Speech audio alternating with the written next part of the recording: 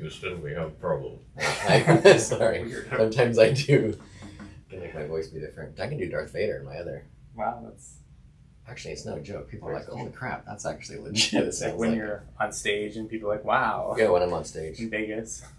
Luke, I am your father. This doesn't work as well. My water cup is awesome. Anyway, no, so my progression of this tolerating thing is, so you realize something about yourself, and then you accept it, you get honest about it. And then the reality is that, and maybe it's even not about yourself, maybe it's about the relationship. Mm-hmm. But your now, situation. Right. So you just kind of look and go, okay, this is the way it is. But then you also have to deal with your own influence in that scenario.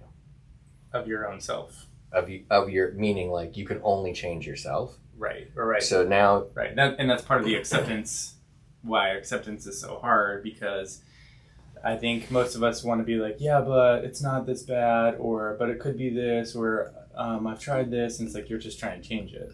Right. Instead of, like, make it be something different, or the other person be something different, instead of accepting it as it is and being like, well, I need to change me. Yes. And yeah, exactly. And then you're walking out of the honesty that you just had. Right. You're like, let's be honest, and quickly cover it up with some dishonesty. Oh, that's better. I worked with this client years ago. He was working on like some project for work as a startup, and he like built this product or whatever, and really smart guy. And his boss was like, we want you to make it better. And he was like, it's a turd. and the boss was like, yeah, but like add this and add this. And he's like, we can put a tuxedo on it, but it's still going to be a turd. It's so gross, but I love it. It's like that. You can like make the honesty, like, look, the hard honesty, honest truth be something else, like the tuxedo, but if it's still a turd, like, let's just be honest. That's what it is. I'm horrible at relationships. Right. Well, let's pretend I'm not. Right. Well, maybe if I date another person who's the same as all the other people I date. It reminds me of that. This one will be different. It reminds me of the memes where this, like, I'll never get this one picture out. This guy is sitting there. So it's a woman looking at, like, the woman's vantage point, but you don't see her. Mm-hmm. This guy is sitting there with a box of red flags. Mm-hmm. She's like, yes, let's go out.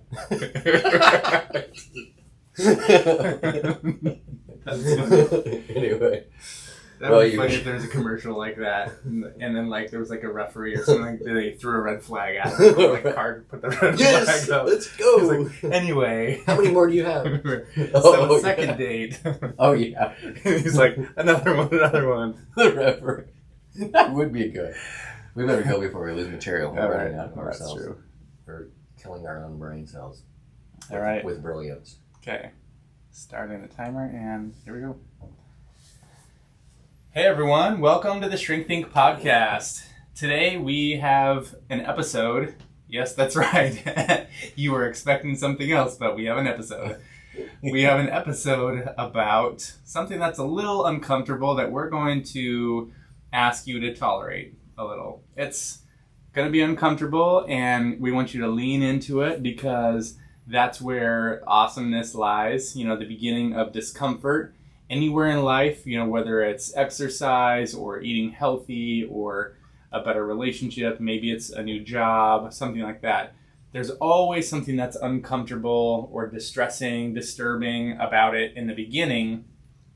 But if you can lean into that and learn how to tolerate that distress, tolerate the discomfort and any fear, whatever else you've got going on, you're going to actually uncover, discover all kinds of really awesome things, both about the situation and especially, most importantly, about yourself.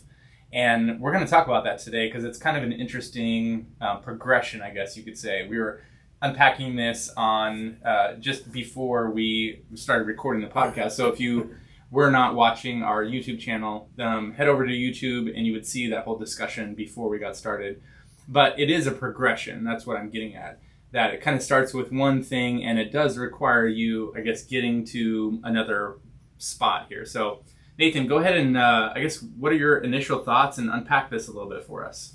Yes, I will unpack it. Like I would unpack a package that I received from the swag shop at shrinkthink.com. Oh my gosh, that was terrible. Merchalicious, baby. We awesome.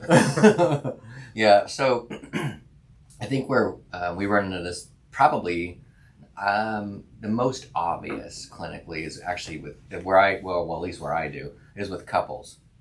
Because what will happen is we'll come to a place where one person kind of realizes that, oh, this is something I'm going to have to change. You know, like I just, it's obvious, and they kind of feel typically embarrassed because it's a weird experience where everybody kind of knows it but you.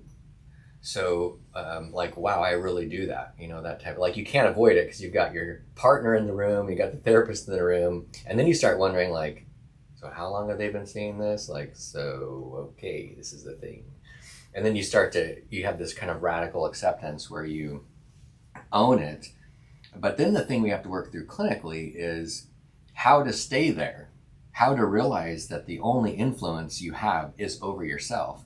So a lot of the stuff that maybe you were trying to do to get your partner to do something was a waste of your time because you can't control them.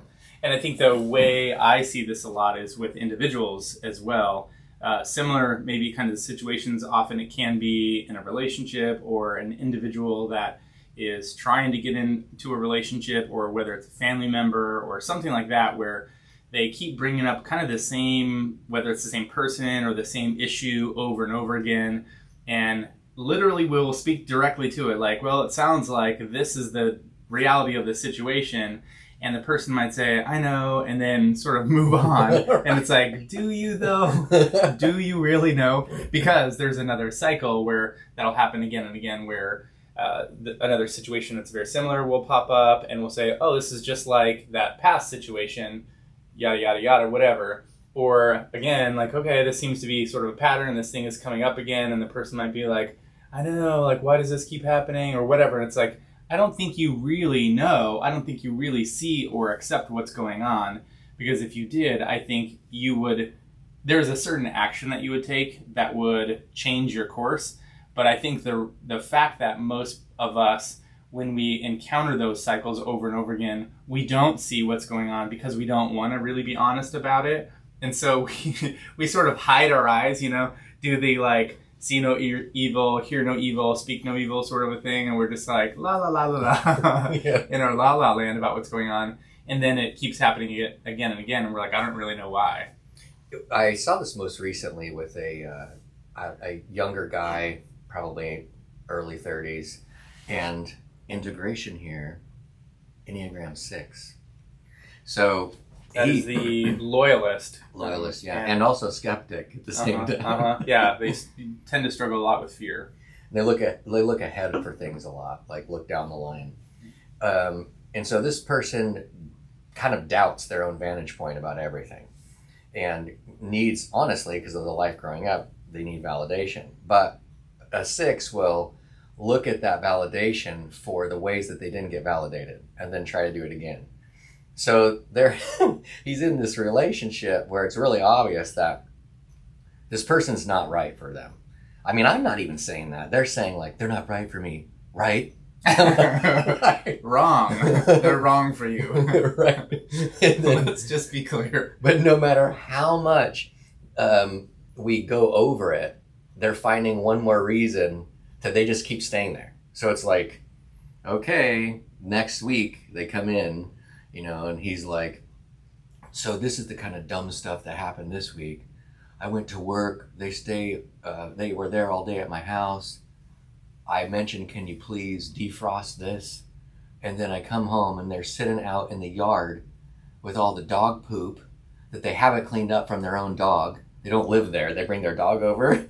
and they let the dog do whatever. It's so crazy. They live in a dog park or something? Yeah, I don't know. Well, anyway, the point of this whole thing is, it's just one more thing that he's like getting frustrated with, about how like they can't even go and take something out of the freezer, and then I'm doing all this life for them all the time. And I'm like, yes, you seem pretty determined to do that.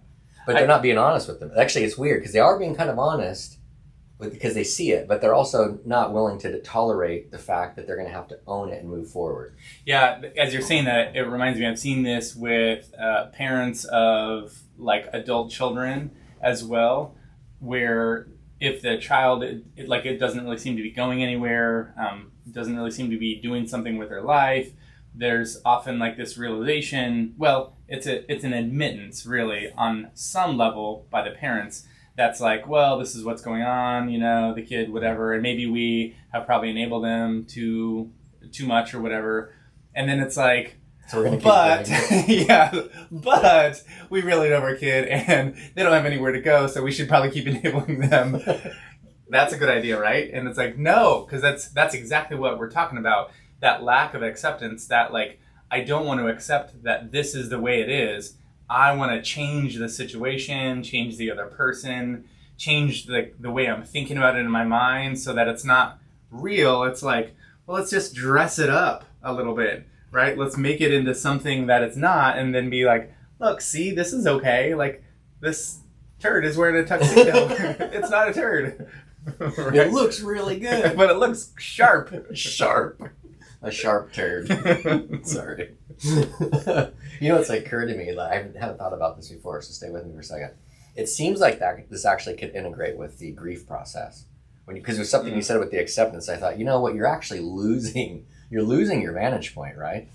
You're losing what you thought was reality. So now you would kind of accept that there's a change, but you can still jump back into denial and sadness and anger and like, maybe I could have done this different, anyway. Yeah, 100%. Yeah, I think that's a great point, because when you're saying that, like, in order to move into acceptance and say, okay, this is what it is, you have to let go of what you wanted it to be, what you think it is, maybe some of what you saw or what you had hoped it would be.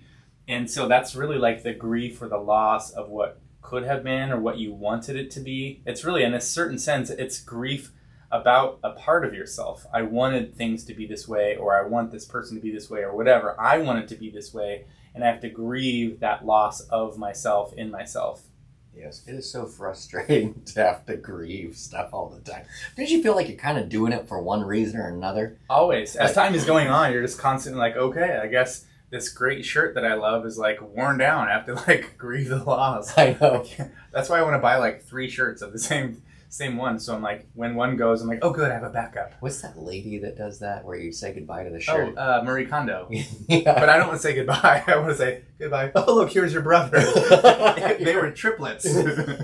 It was a 3-for-1 sale. That's why sometimes I buy several of something, because I know, I really like this.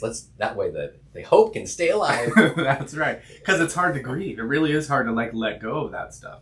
And we're talking about something silly like an article of clothing, but when it's like a time period or like a 10 years of your life or a relationship, or like it's a partner, a family member, a child, something that's way more significant, you are accepting that the world is different than you thought it would be, and maybe it's harder or it's scarier or it's more painful than you wanted it to be. This all relates, a lot of it relates to your attachment style. So in my case study that I'm bringing up here, kind of, this guy grew up in a home that there was a lot of drug abuse. So when you think of all the chaos that they're used to experiencing, and then also a lot of the duties of life are on them, they are able to tolerate the duties of life being on them and also the chaos. And they don't necessarily have ever actually been able to hold on to the fact that their vantage point is valid. They shouldn't have, you see your mom doing something that's just, that no other moms do, because as you start to get older, you're like, my friend's mom doesn't do that stuff. And then you start understanding your vantage point is acceptable. You get to hate the way, you get to more hate the situation, but you still want your mom. Like you still want, so you have to tolerate the chaos to keep that connection. So you're tolerating like the wrong thing, essentially. And at some point you have to accept that, like, no, I don't have to do that anymore. I can accept my own space, my own thing, and move forward. But therein, this person could lose this relationship, right? in order to do that. And I think that's the difficulty with acceptance, is that you are accepting that this is hard or it's painful. This could be bad. You're accepting that it's scary, and you're engaging that like in your life and like leaving it there. It's like putting a snake in your room. Like the snake at any point could bite you, but you're just going to leave it there because you know that that's the reality of the situation. When you ignore that or you pretend like it's not there, you're really just delaying the inevitable, right? And that you're like resisting reality, and that resistance often is what's the cause of suffering. You know, because there's a saying out there that says, like, in life, pain is inevitable, but suffering is optional. You know, because things are difficult, people get sick, people die, people get injured, T-shirts wear out. You went there. That's also a part of it. Sorry to trigger you. Trigger warning. But those things happen. That's the pain of life that we have difficulty tolerating. And oftentimes we resist that and increase our suffering and increase the friction and the tension inside of ourselves and with our life by trying to pretend that it's not there and live in some other alternate reality in our minds that's more tolerable for us. Yeah, and it's, I guess where we probably should go would be, okay, so what do we do with this? What are we supposed to do? And some of this is like, we're just talking about the inevitability of I guess, the grief cycle when it comes to it. You are going to experience a back and forth with acceptance. But just like we tell people when you grieve, you have to stay there and walk toward it. You cannot intentionally be in denial, because that's where the inevitability is. Yeah, I've heard a phrase that says something like this about grief. Grief is a desert that must be walked by foot. There's no shortcut. Oh man, that paints a picture. It's hot, and you could dehydrate a lot. And it's long, right? It's a long, like the desert is not like a small, like, oh, this will take us like 10, we should get to the other side. I see the other side, 10 minutes. It's usually like long and arduous, and it's got these rolling hills, and those are very difficult to walk through, right? But it's the kind of thing that you can't take shortcuts. You can't take a helicopter past your grief and be like, oh, look, I've done whatever I need to do, because the acceptance, like actually walking that path, is you're facing something, you're learning something about yourself.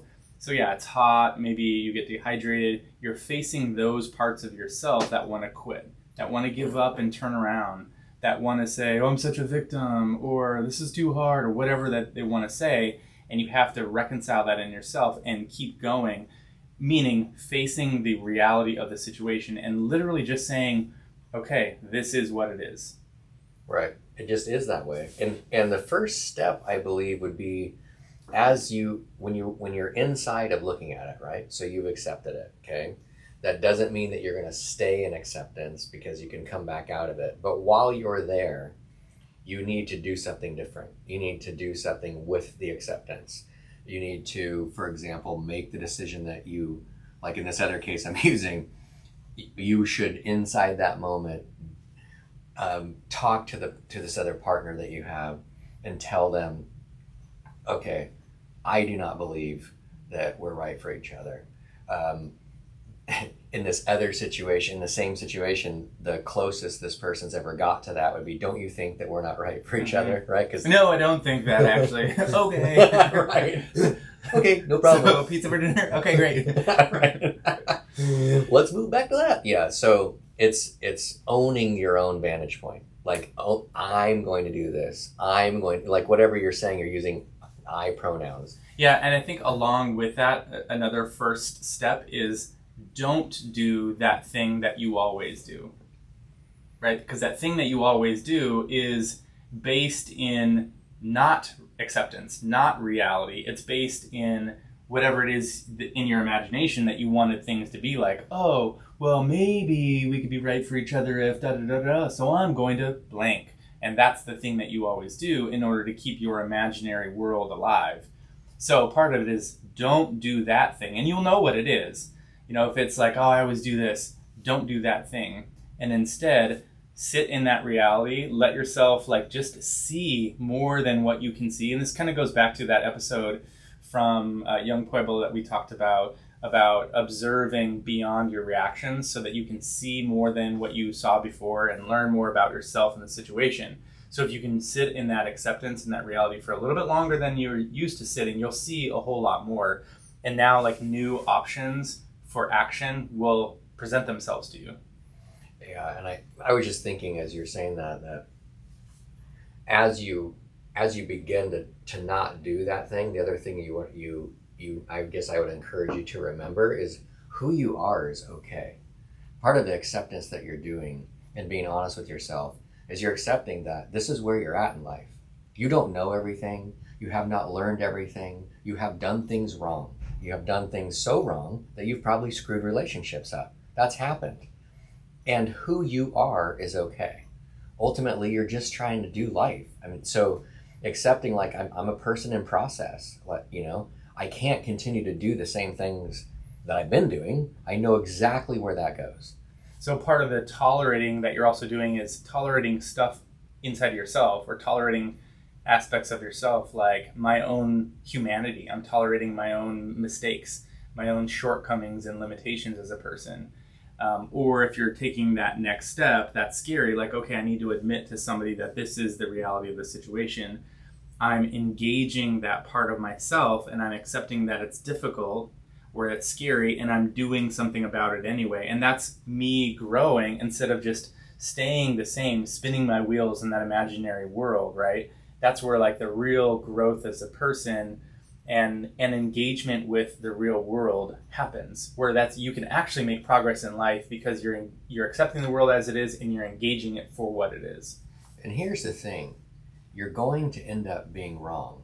What I mean by that is all the fear and the different ideas that you've contrived to keep you doing whatever it is that you've been doing are very, very blown up. And when you move into the relationship and I'm in my example, well, not my example clinically that I've been saying, but just in whatever you have in your mind's eye right now, when you do something different in that relationship, you're going to find it doesn't go like you thought. There's going to be aspects of it that you'll be like, oh, I knew it. And then it's going to feel like nothing. Like, what? Nothing. It's going to feel probably somewhat anticlimactic. Oh, that's what it is? Oh, okay. And then you just start, it can be kind of freeing. First of all, you will have just accomplished what you were set out to do. You will have just done something. And there will be a weight off of your shoulders that you do not even know that you are carrying right now. And it is significant. And after that, you also realize that was not as bad quite as I thought, because you have made all kinds of crap up about this. I guarantee you, because that's part of being honest with yourself, because your worst fears are coming true, except for they kind of don't. Right. And in that, like you're saying, there's this acceptance of reality, and when you accept it, you're seeing things as they are, and now you're also living in freedom. You're free from all of those like stories, all of those meanings, all of those like attachment whatevers that you've applied to these situations or these people, these relationships. You're free to just let things be what they are. Man, Aaron, you make all this sound so easy. It's not easy. It's simple. It's simple, but it's hard. Yeah, the tolerating yourself and that acceptance is a very difficult thing to do. But it's very simple and straightforward. And it's where I think you will find the greatest meaning, the greatest purpose, the greatest aspects of yourself, and you'll see other people very, very differently. I think you'll just learn there's just so much more depth and beauty and strength and meaning in those places than in this alternate reality imagination world that you've been living in. It almost sounds like after doing this, you will find you. Have a great day. Damn! That was like, gulp, wow. Yeah. And our time is up. See you next week. Wait, we're not going to talk about this? Next week. Maybe, if I remember. Exactly. I'll help you. That was good. Yeah. And super true. I didn't actually know totally where that was going to go. Actually, I mean, there's a point I'm like, wait, this is also, I'm like, what? Yeah, I love that you wove in that grief stuff. I thought it was like perfect. Yeah, that was not an intentional weave. That was I think this is happening. Right. And then like, oh crap, this is the whole thing. Uh-huh. How often does that happen to you? Where you like, we're talking like this, and then you kind of realize like, oh. I'm like, And then I will use this I'm next like week. watching myself talking. I'm like, what? Where did that come from? That was good. I don't even know where it happens. I'm like, where did that was? That did not come from my brain. I will write this down later. And not forget. Write And what not down? read it. And then you're like, write what down? I'll totally use this. I'll use this week. People will know if they listen to this wrong. Yeah, it'll come out later though.